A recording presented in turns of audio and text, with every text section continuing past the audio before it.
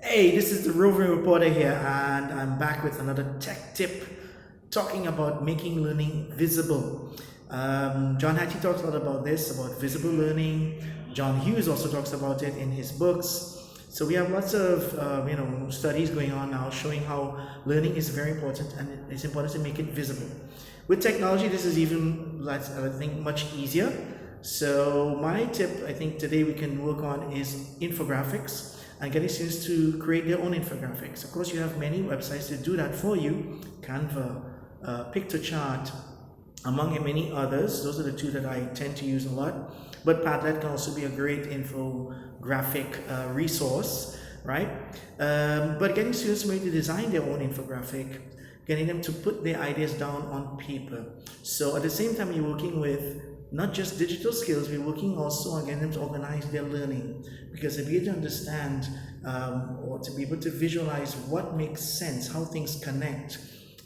You can do a bit of mind mapping as well when we use infographics. So it integrates the idea of working with mind maps, working with structure, working with image. And since we are in an age where we are bombarded by images all the time, getting students to create their own mental pictures of things, is very, very important.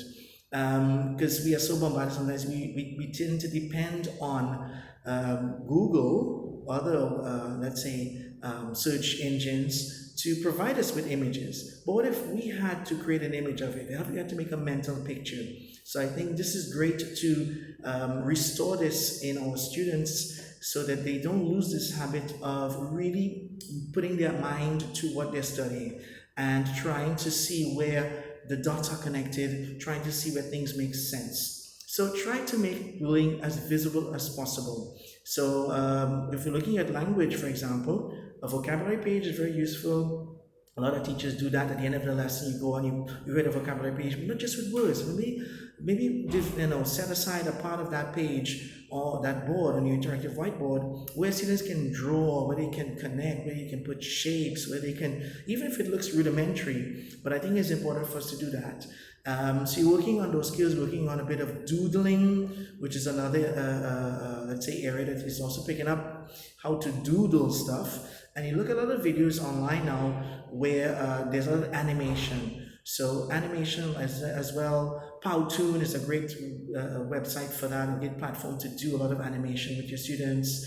Animoto is also good to do video and also animation working together. So first, use it with them, get them to put it on paper, and then they can also go into these websites and these tools. But I think, again, making learning visible for them is very important, be it through the infographic, be it through the mind map, be it with a combination of the two, but I think it's important.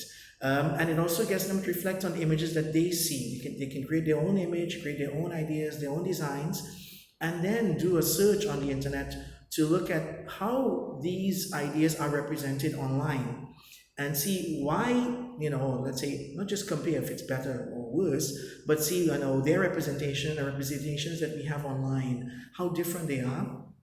What are the similarities and why people chose the way they chose, what they did to represent these ideas. So again, we get them to really focus on their visual literacy skills, get them to focus on multi-literacy as well, and organizing their thoughts. So this is very, very important for all our students and for us too, because it shows us what goes on in their head. It gives us an idea of what students are thinking. A lot of times while we're teaching, we don't know what really goes through their mind. So that would be a good way to put things down to paper. That's it. That's my tip. The Roving Reporter here. Bye-bye.